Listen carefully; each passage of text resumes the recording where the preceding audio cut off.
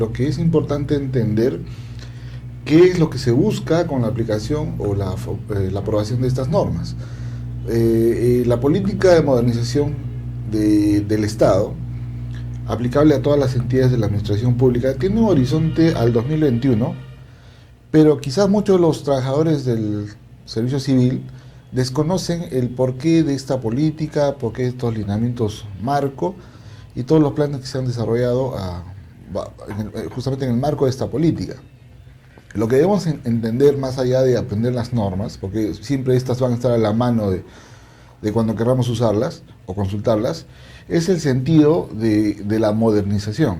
Porque yo puedo modernizar cualquier proceso de una entidad pública. Por ejemplo, puedo modernizar la gestión y la operativa en cuanto a la administración de las vacaciones del personal. Puedo comprar sistemas informáticos, puedo adquirir software especializados, y en estricto no es el sentido que busca la modernización en el Estado, o que se busca lograr con la modernización del Estado. Lo que queremos hacer aquí, o el Estado quiere hacer en estricto, es utilizar la modernización como una herramienta para mejorar los niveles de satisfacción de los ciudadanos a los cuales finalmente nos debemos. Entonces, es importante que toda acción que se realice en el marco de la política de modernización del Estado esté orientada a generar un mayor valor que lo percibe el usuario.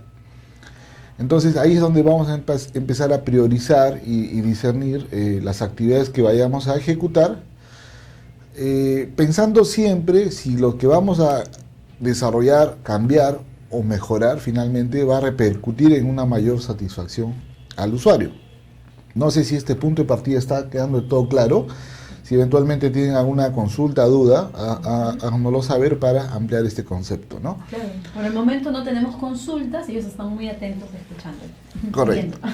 Ahora, la política de modernización, como les había mencionado, que tiene un horizonte al 2021, lo que busca es solucionar un problema que está generalizado en la mayoría de las entidades de la administración pública. Ustedes pueden ver en estas láminas todo lo que le pedimos muchas veces a los usuarios para brindarles un servicio, una serie de papeles, una serie de requisitos que tienen que presentar y que por el lado de los usuarios les genera demora en la atención de los trámites, molestia e insatisfacción, y por el lado de la administración pública, lo que les genera es una serie de demandas de servicios como de almacenamiento, por ejemplo, como en la foto se ve, de enormes almacenes en donde se guardan papeles que muchas veces no tuvieron sentido de ser requeridos o pedidos al usuario.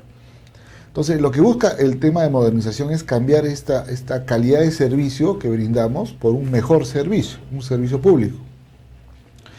Y en el marco de esa política se ha construido lo que llamamos cinco líneas de acción o 5 pilares centrales sobre los cuales se opera, ¿no? El primer pilar, mencionándolos de forma rápida, tenemos el tema de las políticas públicas y el planeamiento en general, ya sea el estratégico o el operativo, que en estricto lo que se busca aquí es que todas las acciones que se vayan a desarrollar en el marco de la mejora, o en el marco de la modernización, tengan un carácter de haber sido planificado en forma previa, no que nos pongamos a resolver problemas una vez que estos se presenten. Un ejemplo bien corto: muchas veces los problemas de friaje que se pueden presentar en ciertas zonas del Perú, así es, o desbordes de ríos por el fenómeno del Niño, muchas veces los alcaldes pueden sentir que no tienen o están maniatados para desarrollar acciones porque el tiempo que tienen de reacción es muy corto.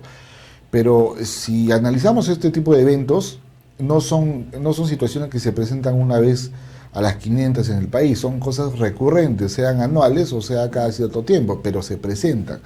Ahí es donde debemos ponernos a pensar que para la intervención por ejemplo, de los fenómenos que se han podido presentar en 2016, las acciones debieron haber sido planificadas y pensadas años previos, para que todas las actividades y el presupuesto esté listo para ejecutar ante las eventualidades que se presenten en este año. Es lo que busca este tipo de enfoques: planificar las intervenciones del Estado, pensar cuáles son las verdaderas soluciones que debemos implementar para los problemas que se presenten. De forma rápida también el segundo pilar de la política de modernización está orientado a pensar o utilizar el presupuesto enfocado a la generación de resultados. Si bien hay una parte del presupuesto que se destina al gasto recurrente, que es el mantenimiento de ese aparato estatal mediano o grande como quisiéramos considerarlo, el resto, lo adicional, debe estar orientado al logro de objetivos. Yo finalmente, si vemos o pensamos un momento en la cabeza del gobierno que tiene una determinada cantidad de dinero para ejecutar gasto público, tiene que priorizar si ese dinero se va a un hospital, se va a un colegio, se va a mayores pensiones de los jubilados, se va a aumentar los sueldos a los policías. Lo ideal sería tener el presupuesto para todo, pero en la realidad el presupuesto es limitado. Entonces, en función a qué resultados se van a lograr con ese presupuesto adicional que se le puede entregar a una entidad, es que se deben tomar decisiones. El tercer pilar, en el que básicamente vamos a enfocar la exposición de hoy, está orientado al tema de la gestión por procesos, a simplificar los trámites y a utilizar la estructura organizacional como una herramienta justamente para generar valor en el usuario. Vamos a entrar un poquito más en detalle al final de esta explicación rápida de la política. El cuarto pilar está referido al fortalecimiento del recurso humano que se utiliza o que interviene en el aparato estatal para generar justamente todos esos cambios que creemos, ¿no? Profesionalizar el servicio civil y eliminar finalmente todas esas dispersiones de regímenes laborales que puedan existir y también darle las mismas condiciones o condiciones similares a puestos que se realizan o que son comunes entre las entidades de la administración pública. Y el quinto pilar está referido pues a crear todo un sistema de información, de monitoreo, que esté permanentemente retroalimentando la toma de decisiones para saber si se requieren hacer algunos ajustes adicionales respecto de las acciones que se habían desarrollado. Porque acuérdense que las acciones se deberían desarrollar para lograr un objetivo. Entonces ese objetivo tiene que estar periódicamente monitoreado para saber si estamos logrando el resultado. ¿Tienen, me parece, una pregunta? Sí, tienen algunas consultas. A ver, vamos a transmitírselas al profesor. Juan Montero Capa. Buenas noches. ¿En qué fase se hace un análisis real de la institución para determinar los recursos que se requiere? Como todos sabemos, muchos de los... A ver, estoy leyendo los comentarios y van... A ver, como todos sabemos, muchas de las entidades... Bueno, existen falta de recursos, personal y otras cosas, ¿no? Hay algunas carencias, ¿no? que tienen algunas entidades o un mal manejo, no sabría decirlo, pero sí, ¿en qué fase, ¿no? ¿En qué fase se hace un análisis real de la institución, ¿no? Para determinar estos recursos que se requieren? Correcto.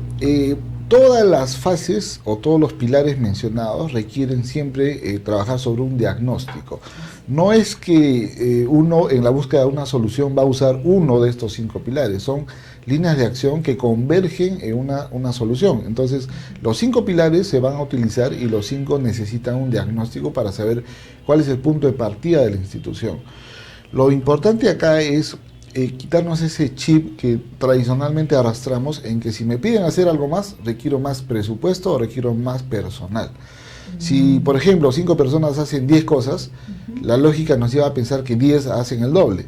Y no es cierto. ¿No? En se la puede práctica, trabajar con grupos reducidos y llegar a la productividad, a los objetivos. Así es. Así como todo ser vivo, las entidades, si lo vemos de ese modo, tienen mucha, llamémosle, grasa, que debe ser eliminada para que el desarrollo normal de sus funciones se den. Y se sorprendería si ustedes analizan objetivamente el presupuesto que cada entidad tiene, la cantidad de gasto que no genera valor. Entonces, sobre eso, reorientando el gasto y mejorando la toma de decisiones, hay un espacio todavía para implementar soluciones sin pedir presupuesto adicional, por ejemplo, al Ministerio de Economía. Interesante, muchas gracias. No sé si tienen alguna otra consulta hasta este momento. Sí, parece que no. Por favor, prosigue. Correcto. Entonces, finalizando el tema de la política de modernización, adicionalmente a estas 5 líneas de acción, tenemos 3 ejes transversales que deben estar presentes en cualquiera de las soluciones que se formulen en el marco de estos pilares. Rápidamente podemos hablar del tema del gobierno electrónico primero, en el entendido que debemos hacer uso intensivo de tecnologías de información para buscar mejoras en pro del ciudadano. Es resultaría un gasto bastante efectivo si se utilizan las tecnologías de información para agilizar los tiempos de atención de los trámites que se brindan. El gobierno abierto está orientado básicamente a ese enfoque de transparencia que debemos desarrollar en todas las mejoras que buscamos a la ciudadana. Acuérdense que la información, el recurso y la información es de los ciudadanos, entonces ellos deben tener acceso total a la información o todos los planes que se vayan a desarrollar en el marco de esta política. Y finalmente el eje transversal, y muchas veces que no se toma en cuenta, es el carácter de interinstitucional que se debe tener en cuenta en la solución o en la formulación de soluciones. Por ejemplo, si hablamos de situaciones en las que la población está afectada por enfermedades de transmisión de vectores, por ejemplo el dengue. Si una entidad solamente o únicamente plantea la solución a ese problema pensando en el alcance de las funciones que tiene como entidad, podría no estar realmente solucionando un problema. Los que conocen este tema entenderán que la solución a un ejemplo, como les pongo, de enfermedad por transmisión de vectores, o el dengue, o la chikungunya, si no estoy pronunciando mal, pasa por la interacción de entidades que ven el tema de salud, saneamiento, educación, entre otras. Entonces ahí se necesita articular para implementar una solución efectiva. Y como base para que todo esto se dé de manera efectiva es justamente la gestión del cambio del personal, la formación de una cultura organizacional nueva.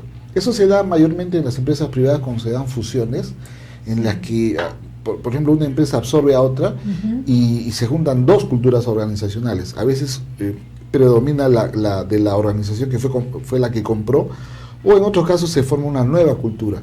Muchas veces arrastramos por herencia esa cultura de que estamos aquí para simplemente ganar un sueldo y no generar servicio. Esa actitud debemos cambiarla.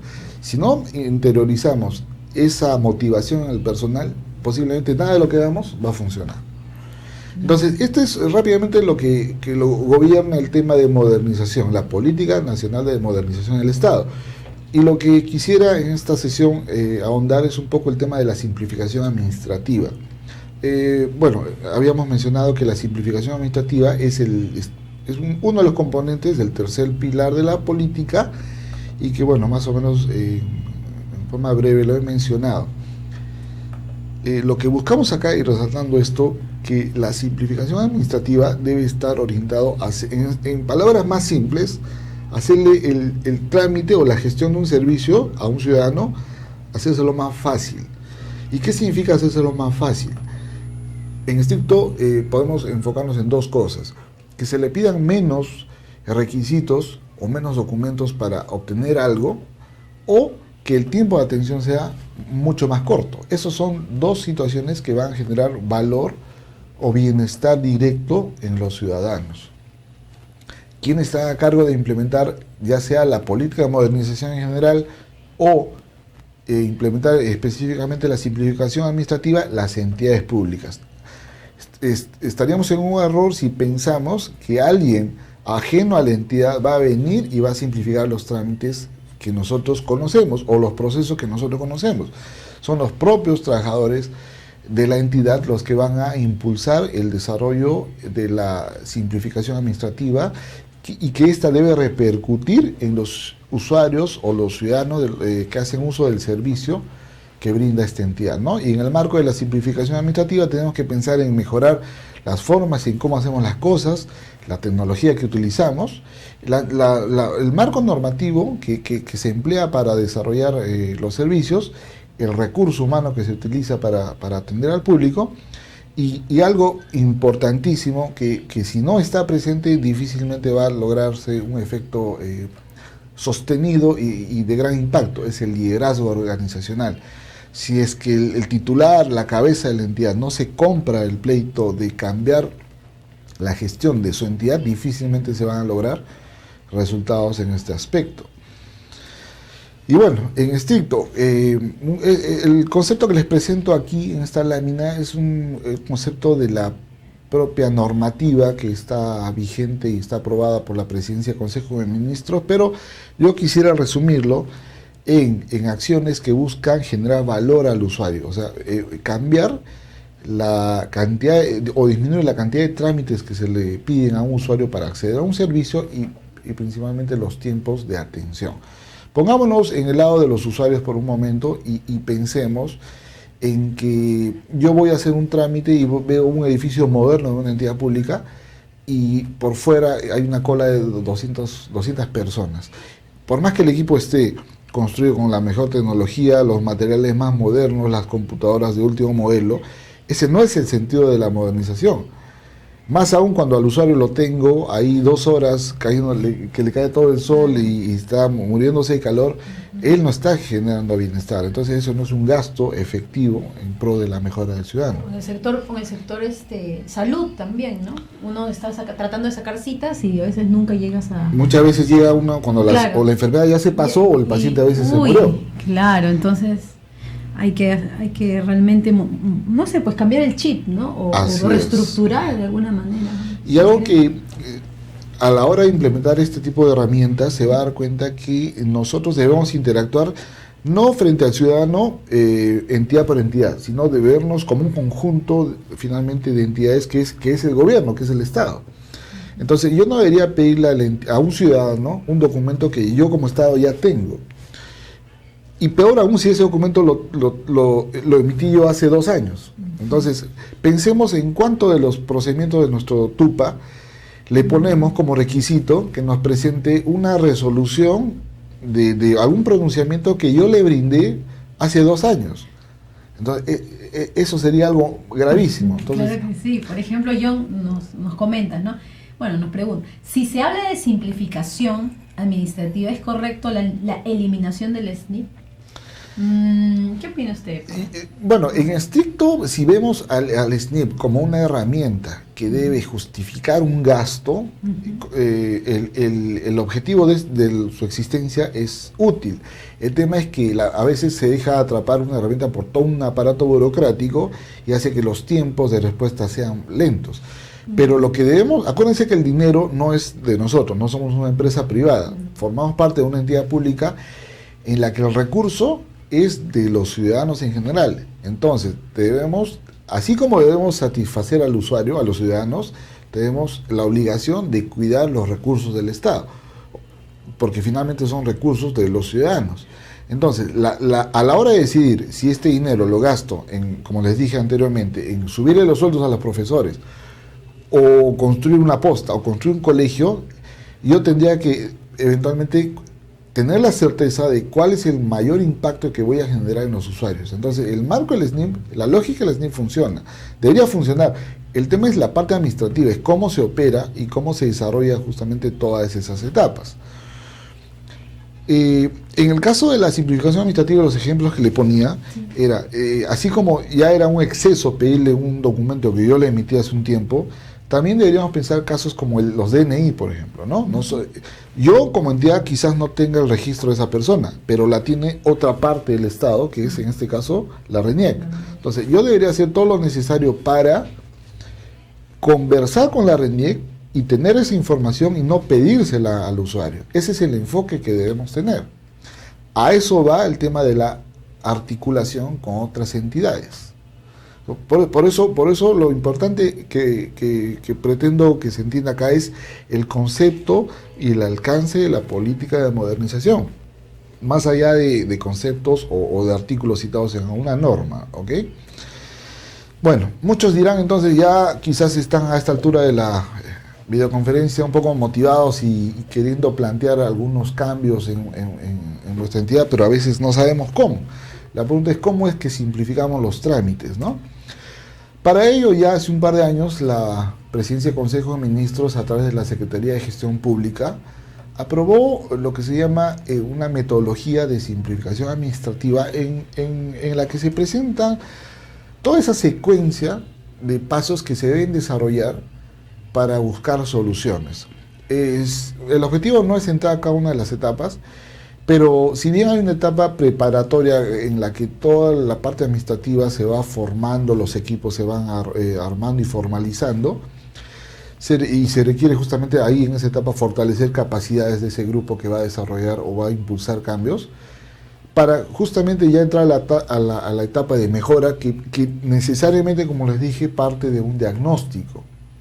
Si nosotros no sabemos cuál es la magnitud del problema, difícilmente vamos a saber si hemos mejorado. Entonces, yo tengo que sincerar datos, cifras, y si no tengo la forma de estimarla, tengo que crear una métrica que me diga qué tan bien, qué tan mal o qué tan regular estoy. Si yo, por ejemplo, para atender en un caso una municipalidad, una licencia o una autorización de construcción, y yo conozco que el tiempo promedio de atención de esto son 90 días y la ley me dice 30, por ejemplo, aquí ya conozco que mi situación actual es el incumplimiento, primero el incumplimiento de la norma y dos, una insatisfacción probable en todos los usuarios a los que atiendo. Entonces, esa es mi línea de base y a partir de ella yo debo pensar cómo mi proceso actual que trabaja y genera esos resultados debería ser cambiado, modificado. En palabras de la metodología, rediseñado. Esa parte de planificar el cambio tiene que ser bien pensada, bien trabajada, bien analizada, porque si no hacemos eso, vamos posiblemente a implementar soluciones y vamos a generar gastos que no van a impactar o generar el cambio deseado. Por ejemplo, en un diagnóstico, muchas veces queremos obviar el diagnóstico y de frente implementar soluciones, pero es un arma de doble filo. Les pongo un ejemplo. Nosotros podemos tener procesos manuales en el que nuestra percepción es que los tiempos de atención son lentos porque la gente o los procesos no cuentan con computadoras. Bueno, digamos que es una municipalidad y todo es manual. Si yo presento el problema como que no tengo computadoras, la solución aparentemente obvia va a ser consigue o compra computadoras. Pero si yo limité mi análisis de esa forma, corro el riesgo de que la solución que implemente me vaya a generar gasto porque voy a comprar computadoras, pero no cambie la situación presentada o el efecto negativo. En este caso yo tendría que evaluar realmente cuál es el problema y la magnitud de esta situación negativa que se está presentando. Y yo puedo darme cuenta con que el problema es falta de capacitación del personal, puede que los procedimientos no estén definidos, los procedimientos de atención, puede que los procedimientos hayan sido diseñados hace 5 años, pero la situación actual es otra, puede que el TUPA esté mal elaborado, esté desactualizado y los requisitos que se piden ahí, los documentos que se presentan ahí no me sirven para la atención. Entonces, la causa de los problemas pueden ser muchos. Ahí es donde se debe poner quizás todo el esfuerzo en el diagnóstico y a partir de este diagnóstico sólido, una propuesta de mejora o de rediseño del proceso que vaya o que busque eliminar o mitigar todas esas causas que están generando problemas. De aquí en adelante es como, veámoslo como una pista de bajada. Viene ya simplemente la implementación, que si bien está asociado al tema de obtener recursos, lo importante acá, más allá de tener el recurso o no, es que la solución sea la correcta. Acuérdense que el objetivo que buscamos en este marco de simplificación administrativa es la disminución de los tiempos de atención y eventualmente la cantidad de requisitos que yo le pido al usuario sean cada vez menos. Entonces, si en el ejemplo que yo les puse, si el tiempo de atención que teníamos de otorgamiento de licencias era 90 días, yo debería ponerme como reto que la mejora que estoy buscando implementar me lleve a resultados mucho más óptimos, como por ejemplo poner una meta de 60, 70 días, ¿no? Acuérdense que el concepto que existe acá es el de mejora continua. Yo no puedo pretender que en un cambio logre bajar de 90 días a 15 días. Difícilmente lo voy a lograr. Tengo que dar mejoras escalonadas y subsecuentes. No sé si en el marco de esto existe alguna consulta o continuamos.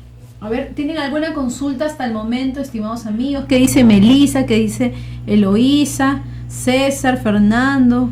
Bueno, se están incorporando muchos de ustedes a la exposición.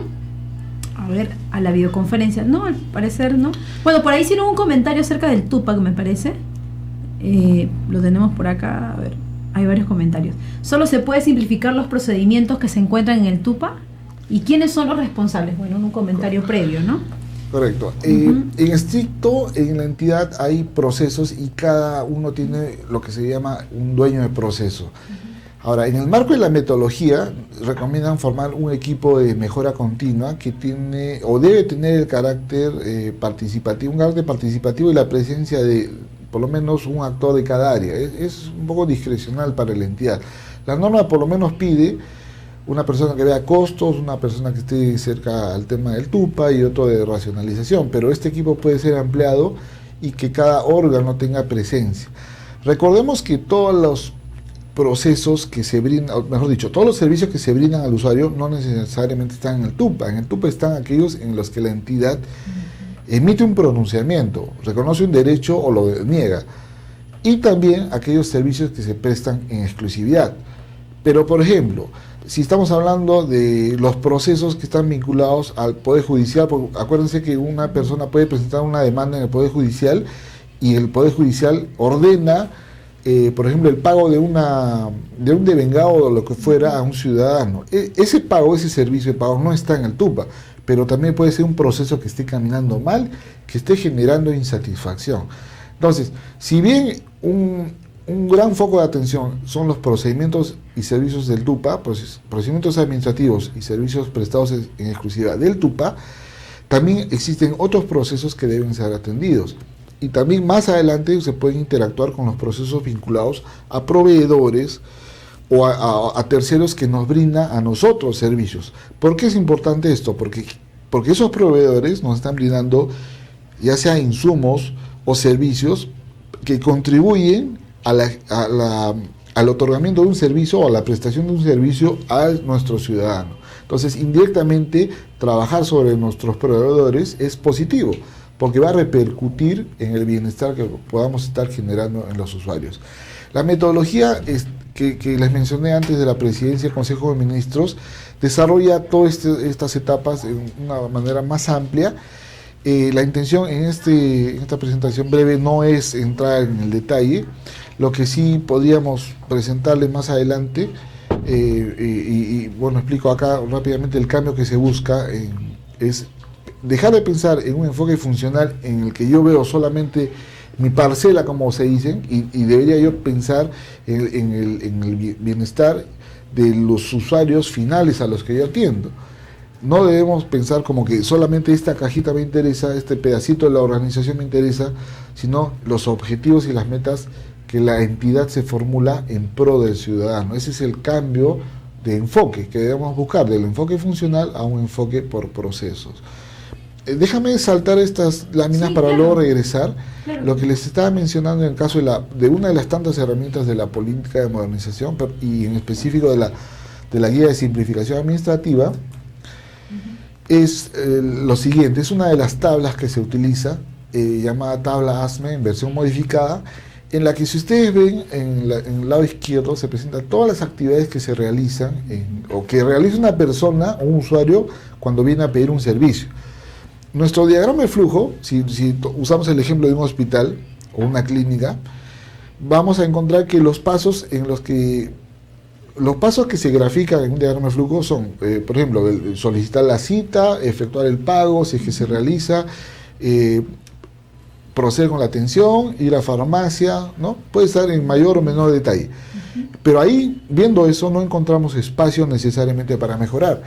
Lo que tenemos que darnos cuenta, y para eso sirve esta herramienta, por ejemplo, son situaciones en las que nosotros vamos a analizar de esta forma un proceso. Yo como usuario piso un hospital.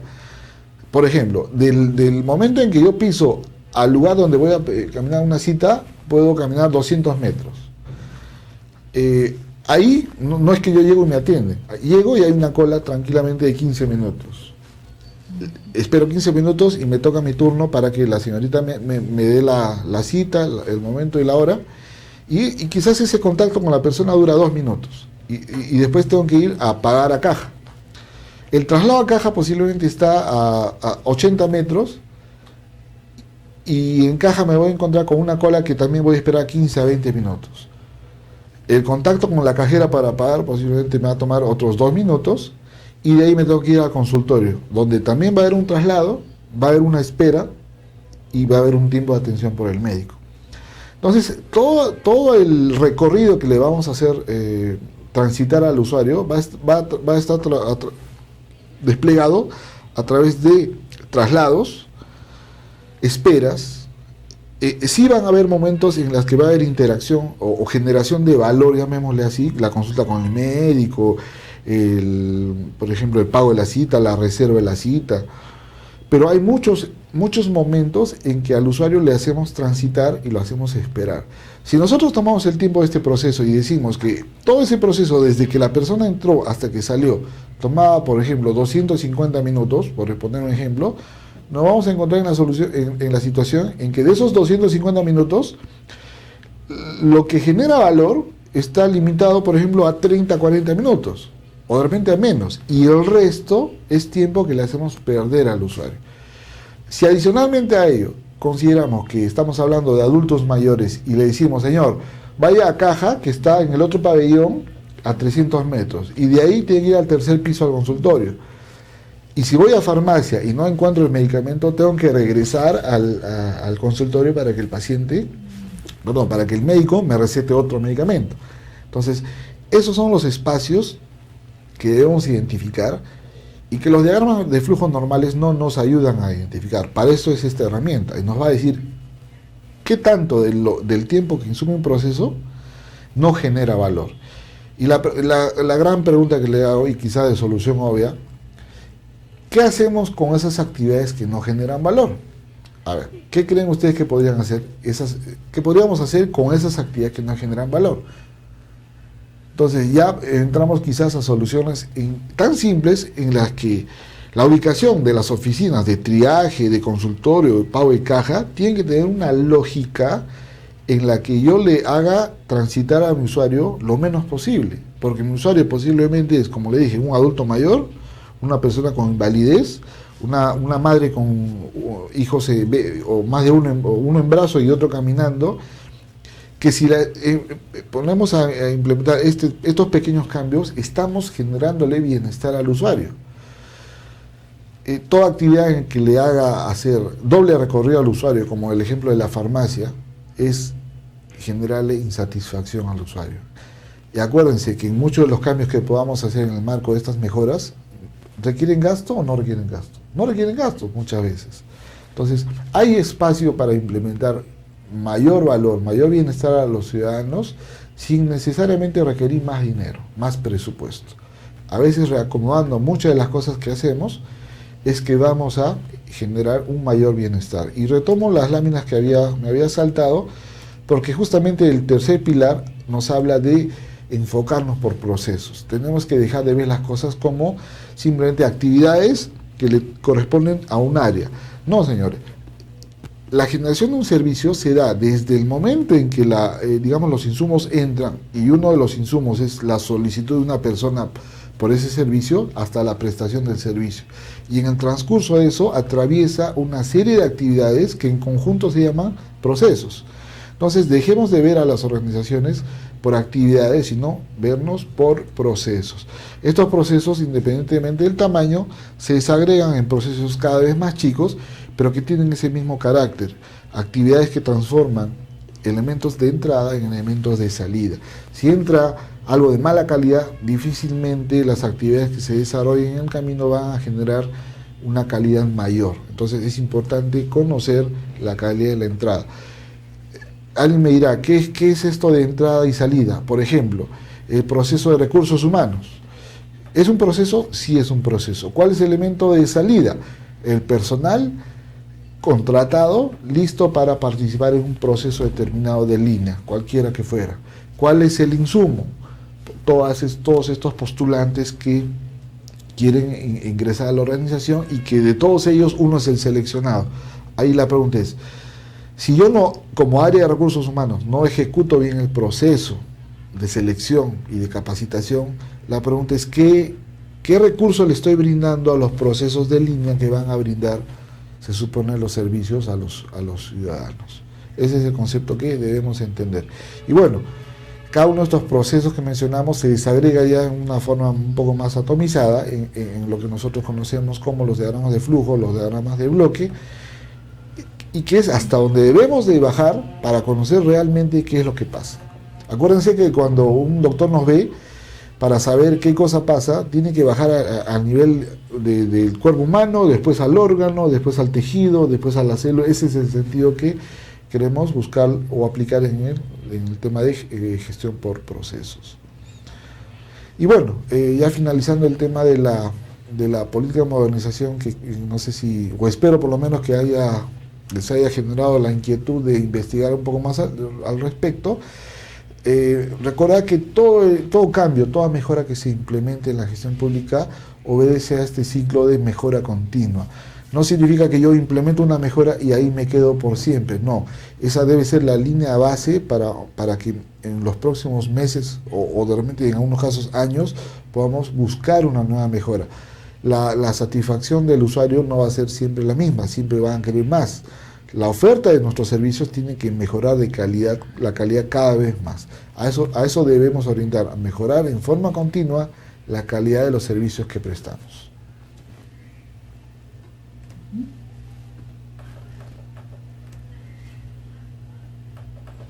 Muy bien, estoy leyendo algunos comentarios. Sí, bueno, de nuestro amigo, vamos a leerlo, de Alexis. En el ámbito interno de los gobiernos, este conjunto de transformaciones confluyen en lo que se ha dado en llamar como nueva gestión pública, concepto cuya aplicación implica asumir una serie de principios que definen una nueva forma de pensar la gestión gubernamental y la incorporación de nuevas pautas de desempeño institucional. Buen comentario, nuestro amigo. Saludos a nuestro amigo Alexis. Un comentario totalmente acertado, sí, dado claro. que por muchos años la administración pública ha vivido en un medio en el que el enfoque era simplemente el cumplimiento de la normativa, de todo lo que los sistemas administrativos nos señalaban. Y muchos de los funcionarios públicos que quizá ya no están presentes, ya se han retirado, ya se han jubilado, han sentido que han hecho una buena labor porque cumplían lo que los sistemas administrativos les exigían. No me importaba si el usuario está satisfecho o no, pero yo hice lo que la norma me decía, y ese no es el sentido. No significa que en este nuevo enfoque, nueva de gestión pública, que bien comenta nuestro amigo Alexis, no es que debamos dejar de hacer lo que los sistemas administrativos nos exigen, sino que además de eso debemos enfocarnos en los usuarios, que los cambios que vayamos a implementar tengan como norte o como objetivo la satisfacción de los ciudadanos.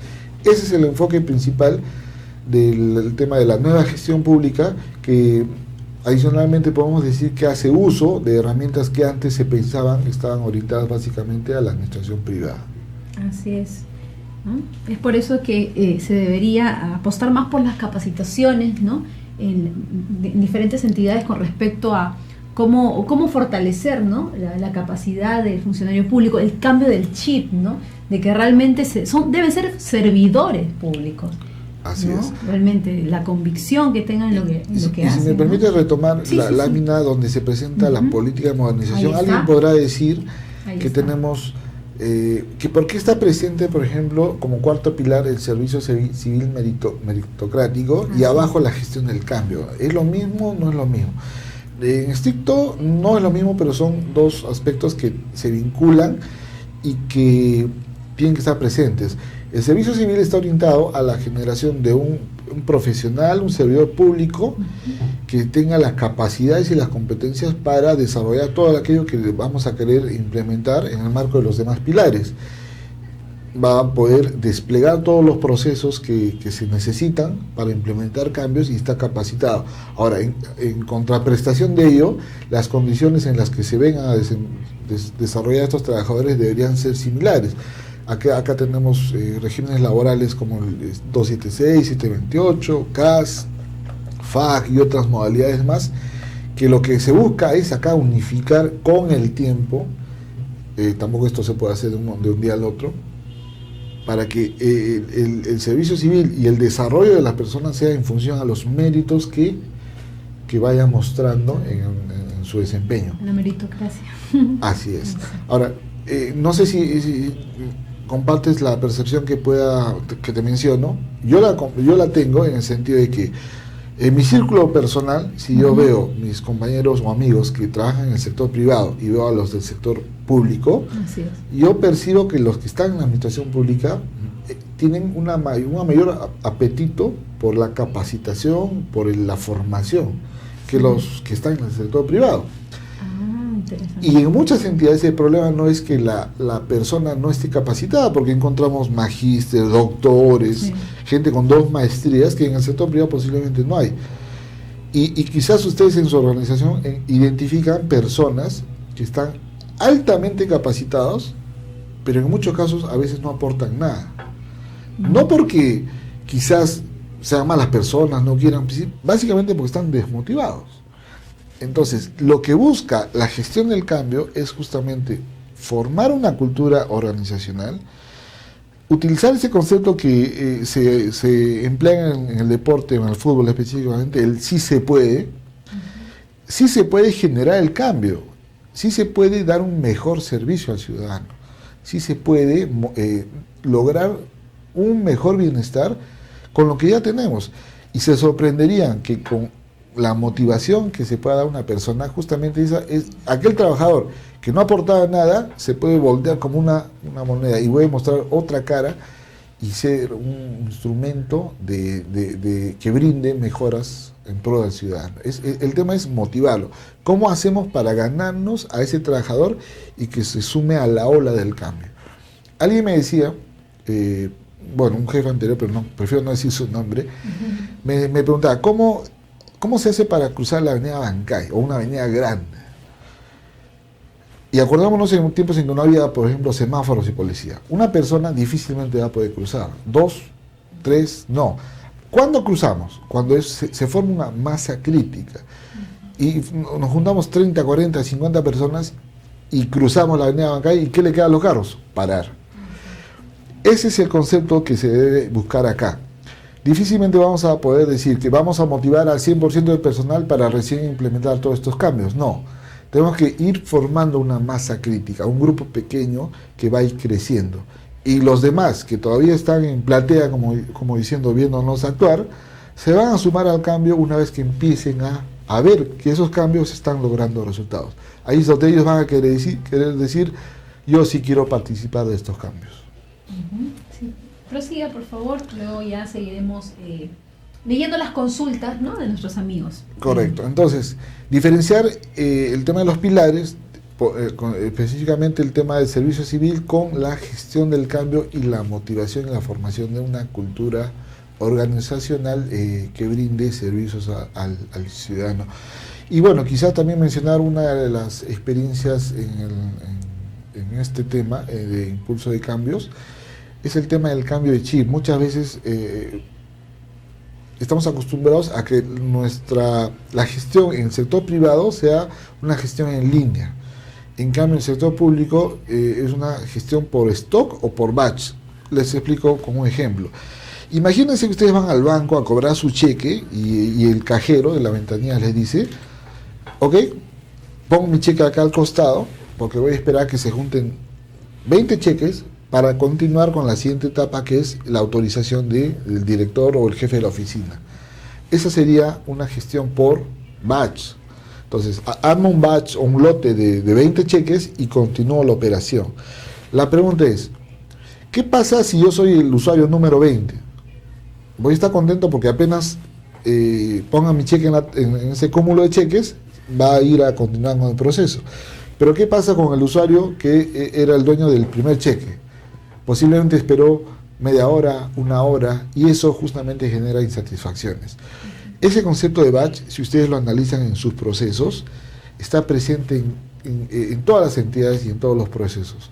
Espacios en los que esperamos que se acumulen cosas para seguir y continuar con la siguiente etapa. Ese concepto debemos cambiarlo por un enfoque, una gestión en línea. Lo que entra, sale. Así como en el banco, cheque que se recibe, cheque que va a ser autorizado para su pago, no espera nada. Ese enfoque nos va a dar justamente espacio para brindar mayor satisfacción al usuario.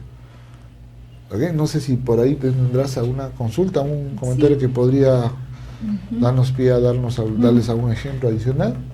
Bueno, hay varios comentarios. Yo creo que podemos seguir en todo caso, sí, con la exposición y luego ya tenemos una rueda de preguntas un poco más adelante. ¿Sí? Correcto. Bueno, entonces el espacio quizás me da para ampliar un poco más el tema de la política de modernización.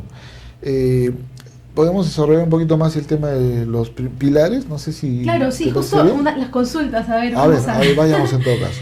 Dilson Palomino. ¿Cuáles son los cambios que se generan en los manuales de procedimientos, MAPRO, con el enfoque de gestión por procesos?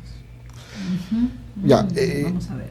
El enfoque de gestión por procesos nos invita a ver las cosas, las actividades que se desarrollan en una entidad justamente como un proceso. Yo debo entender que un proceso como el conjunto de actividades que van a generar en este caso un servicio al ciudadano. Yo no debería partir la atención de un servicio solamente por lo que me compete a mi área realizar.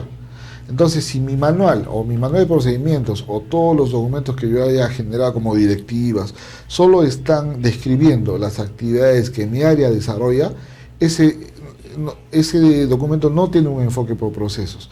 Yo tengo que saber dónde empieza ese servicio o ese proceso, y quizás el proceso empieza, en este caso, en la recepción de la solicitud de un ciudadano. ¿Y dónde acaba? En la entrega del servicio prestado, o la prestación del servicio, o la entrega del bien o el documento que me están requiriendo. Entonces, el MAPRO, el Manual de Procedimientos, debería contemplar toda esa secuencia de actividades desde la recepción hasta la entrega. Ese es el cambio que se tendría que desarrollar si es que los manuales tienen el enfoque no por proceso completo, sino por solamente secciones del proceso. Sí, por acá Edgar nos comenta, ¿no? El Estado no invierte en la capacitación y formación educativa de los servidores del Estado. Bueno, si se encuentran servidores con buena formación y especialización, es a cuesta de sus propios recursos. Eso... A ver, ¿qué tan cierto es eso? Bueno, tiene presupuesto asignado, ¿no? Para capacitar. Así es. Aquí, respecto al tema de capacitación, el tema es amplio y yo tengo una posición en el sentido siguiente. Yo he visto muchos requerimientos de capacitación en los que el funcionario le hace llegar al área de recursos humanos la propuesta de: yo quiero estudiar en la Universidad X, el diplomado tal. La propuesta técnica. Así es. Entonces, la pregunta es: ¿sería una buena decisión que la entidad autorice el gasto en ese diplomado, que posiblemente podría costar 5.000, 10.000 soles, como lo hay en el mercado, o más?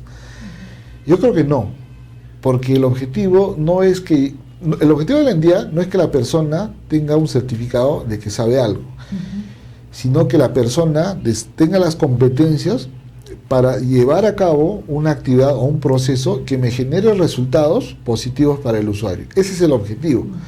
Entonces, ¿cómo se debe armar un plan de capacitación? Yo debería primero saber, en un documento llamado perfil de puesto, que esa persona, para que desarrolle bien su labor, debe saber, por ejemplo, de procesos, debe saber de manejo de el vicio, por ejemplo, y de PowerPoint. La siguiente pregunta es: las personas que están desempeñando esa labor y ese puesto, cumplen esos requisitos o no? En aquellos casos que no cumplen los requisitos, ahí ya se está generando una brecha. Esa brecha tiene que ser solucionada o cubierta o eliminada por un plan de capacitación.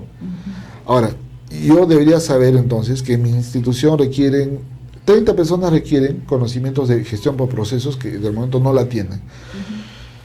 Yo debería mandar a 30 personas a un diplomado en la Universidad X y pagar 30.000 soles, o más eficiente, si yo veo al dinero como un recurso, más eficiente es traer un servicio que me capacite in-house a esas 30 personas, quizás por un costo de la 10ª parte de lo que significaría pagarle a las personas. Entonces, en ese sentido, considero que debería desarrollarse la capacitación. Y también es cierto que la capacitación se puede dar como una herramienta a un trabajador, como un premio a un trabajador que está mostrando resultados, y que yo tranquilamente puedo estar pensando que esa persona puede ir escalando. Entonces, si alguien es un profesional que sé que más adelante puede llegar a ser jefe y lo está haciendo bien en su desempeño, tranquilamente puede ser, se le premia con una capacitación en desarrollo de habilidades blandas, como se le llama, que le van a servir mucho en el puesto superior. Asertividad. Así es. Ahora, es cierto también que en el aparato público hay muchas personas que no cumplen con los perfiles de puesto. La pregunta es: si la brecha es demasiado grande, la culpa, digamos, de eso, la debe asumir la entidad a través de un programa de capacitación, o el problema es que los procesos de selección no fueron bien desarrollados. Eso es lo que tenemos que tener presente a la hora de analizar. Así es. En todo el proceso de capacitación debemos tener claramente identificado si los perfiles de puestos están actualizados a lo que los procesos requieren, porque estamos hablando quizás de un perfil de puesto de hace 15 años, posiblemente ese perfil de puesto no conversa para nada con las necesidades de los procesos que se van a desarrollar. Así es. Muchas gracias. Entonces, ¿podemos continuar en todo caso? Correcto. Bueno, en todo el tema del primer pilar, el tema de planeamiento estratégico, está haciendo una serie de modificaciones la entidad que gobierna este tema, que es el CEPLAN, y que justamente lo que está buscando es que las entidades formulen sus planes de acción, ya sean los operativos o los estratégicos, siempre en alineación a los objetivos del Estado. Acuérdense que como Estado se formula un plan estratégico de desarrollo nacional en que se plantean las grandes metas que como país se deben desarrollar. Y la pregunta es, ¿quién va a implementar todas esas actividades? Si no son las entidades de la administración pública que están abajo. Todas las OPD, los ministerios tienen que ayudar a que esos grandes objetivos de ese plan bicentenario o plan de desarrollo nacional se cumplan. Y para ello se requiere pues un despliegue en cascada, llamémosle así, para que se formulen planes sectoriales, planes estratégicos institucionales, planes operativos y en el caso de los gobiernos locales y regionales, los planes de desarrollo concertado. No es que yo como entidad, y a veces pasaba, que viene un titular nuevo y dice, ok, yo quiero a la entidad pública que me han dado a cargo llevarla por este rumbo.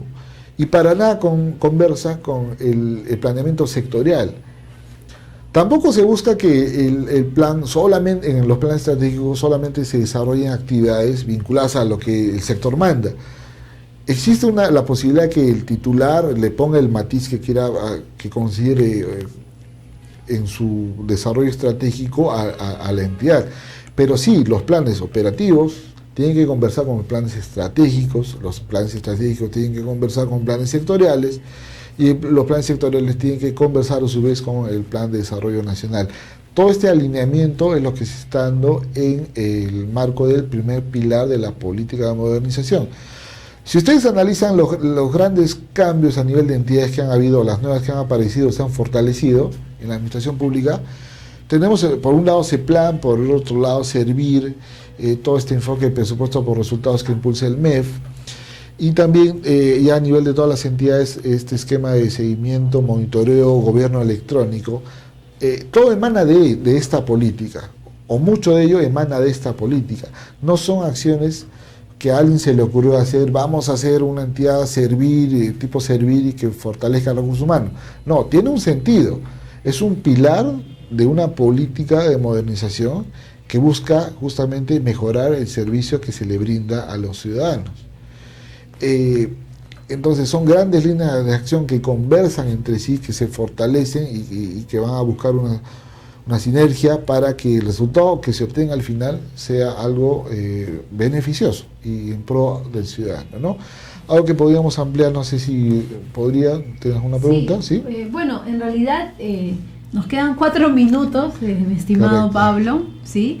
No sé si usted prefiere que en esos 4 minutos hagamos una rueda de preguntas o desea de pronto puntualizar en algunos ítems. ¿Tenemos preguntas? A ver, ¿Podemos ir primero amigos, a ello? este es el momento en todo caso de poder realizar sus consultas, sí, a través del chat, por favor. Tenemos 4 minutos más, creo que 3 minutos nos quedan, no puede ser, ¿qué pasaba?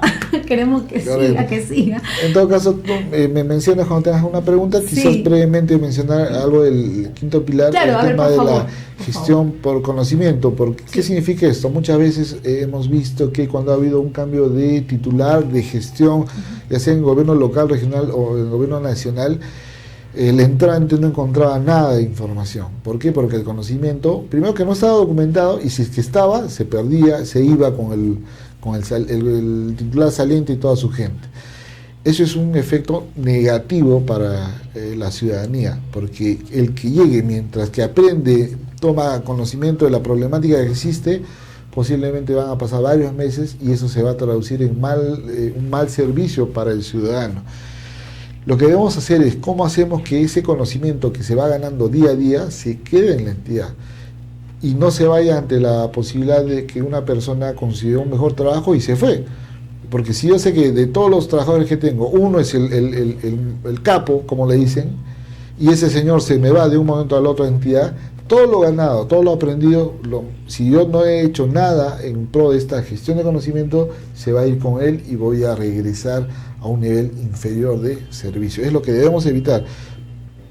Es cierto que no todo el conocimiento de una persona se puede documentar, pero hay muchas formas que este conocimiento se cuide, se conserve, se preserve en las entidades. Muy bien, y ha llegado el momento de hacer las consultas. A ver, Jenny Luz, desde ICA, ¿desde cuándo están obligadas las entidades a hacer gestión por procesos? Si nosotros vemos la política de modernización actual y vemos la anterior política de modernización y la anterior, son temas que en muchos casos se repiten. Simplificación administrativa, modernización del Estado. Vemos normativa del año 60, 70 y se habla de modernización del Estado. Lo que pasa es que nunca se hizo mucho para aterrizar estos grandes lineamientos. Y pasaría lo mismo si estos lineamientos no empiezan a desplegarse a través de actividades mucho más puntuales. La creación de Servir, por ejemplo, es un claro despliegue de todo lo que el cuarto pilar nos pide. Todas las acciones que la PCM a través de la Secretaría de Gestión Pública está impulsando es el despliegue del tercer pilar.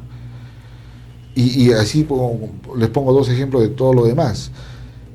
Es lo que no ha venido pasando. De estos temas se hablan por décadas en la normativa. Pero obviamente, digamos, si esta política no se hubiese hecho nada al respecto, hubiese llegado al 2021, en que hubiera tenido que nacer otra política quizás al 2030, 2050, que no es que recién el concepto esté apareciendo, sino que en las etapas previas, en las políticas previas, no se hizo mucho por ello. Pero no es el caso de esta, ¿no? Sí ha habido un despliegue. Si bien no el que se ha buscado, han habido muchos cambios que son el cimiento para futuras versiones de política de modernización. Bueno, retomando el tema de la capacitación, Robert nos hace una consulta. ¿Qué se puede hacer si la entidad capacita, digamos, a un personal, a un colaborador, y después esté retirado, ¿no? Esa inversión, ¿dónde quedaría? ¿No? A ver, bueno, hay dos enfoques ahí. A ver. Si una persona, si una entidad indiscriminadamente capacita, me imagino que se proyecta claro, a laborar con esto. Para la persona que es capacitada le queda el conocimiento y le va a servir quizás en otra entidad pública. Bueno fuera que sea en otra entidad pública, pero si se va al sector privado, finalmente fue un recurso que no se conservó, un conocimiento que se pierde. Pero en el caso de la entidad, creo que se enfoca en Claro.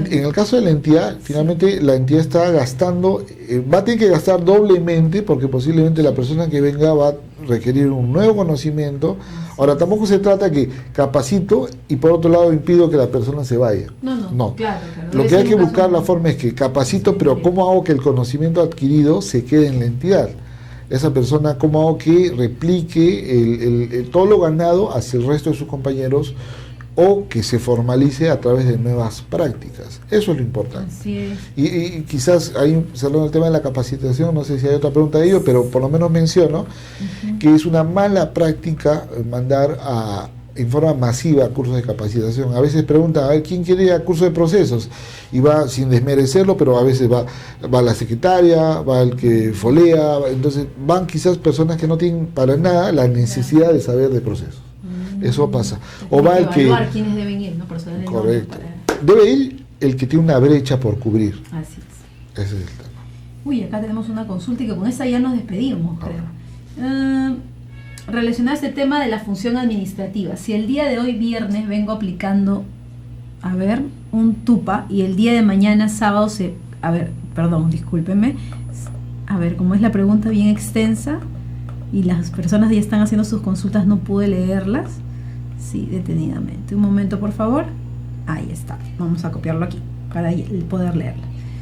Buenas noches, doctor. Una consulta relacionada a este tema de la función administrativa. Si el día de hoy, viernes, vengo aplicando un TUPA y el día de mañana, sábado, se publica la aprobación del reglamento de una nueva ley que señala que las licencias ya no tendrán vigencia de 3 años, sino que será otra distinta. El día lunes me encuentro obligado a seguir expediendo las resoluciones de acuerdo al TUPA o de acuerdo a la nueva ley que otorga un tiempo mayor en las licencias. Nuestro amigo Milton. Acuérdense que es una muy buena pregunta. Recuerden que el TUPA se construye sobre la normativa vigente. Si una norma es derogada por otra, la norma vigente ahora es justamente esa que ha sido aprobada en este caso el sábado. Por más que el TUPA diga lo que diga, la norma vigente es la que predomina. Tiene que priorizarse. Porque así como hay cambios de norma, que puede haber cambios de plazo o la aparición de un nuevo requisito, puede haber la aparición de un nuevo servicio. Y la entidad no puede decir, no, ese servicio yo no lo tengo mapeado en mi TUPA, entonces yo no tengo por qué recibir todavía los requerimientos del ciudadano. No, la norma lo dice. Es un documento que con el tiempo se va desnaturalizando el TUPA porque aparecen nuevos encargos, nuevos cambios normativos y que nos obliga a la norma a cambiarlo cada 2 años, actualizarlo. Pero aún así hay espacios en los que el TUPA se desactualiza, pero lo que prima ahí es la norma externa. Sí, Pablo, de verdad, nuestros amigos en línea tienen más consultas. El tiempo nos ha quedado corto. Yo no sé si podríamos de pronto tener una siguiente sesión, ¿no? O de repente un curso, podría ser, ¿no? Un curso en línea así, con más sesiones. Claro, porque lo que hemos hablado aquí es de los grandes temas, lo que por lo menos de manera general, ¿no? busco que se entienda qué persigue la política de modernización y el tema de simplificación administrativa. Ahora, cuando digamos, ya quiero hacer simplificación administrativa en mi entidad, ahí ya tenemos que entrar al manejo propio de la metodología. Y ahí es donde quizás se necesiten espacios un poco más pausados quizás para entrar a manejar cada uno de esos temas. Yo creo que sería de pronto más sesiones.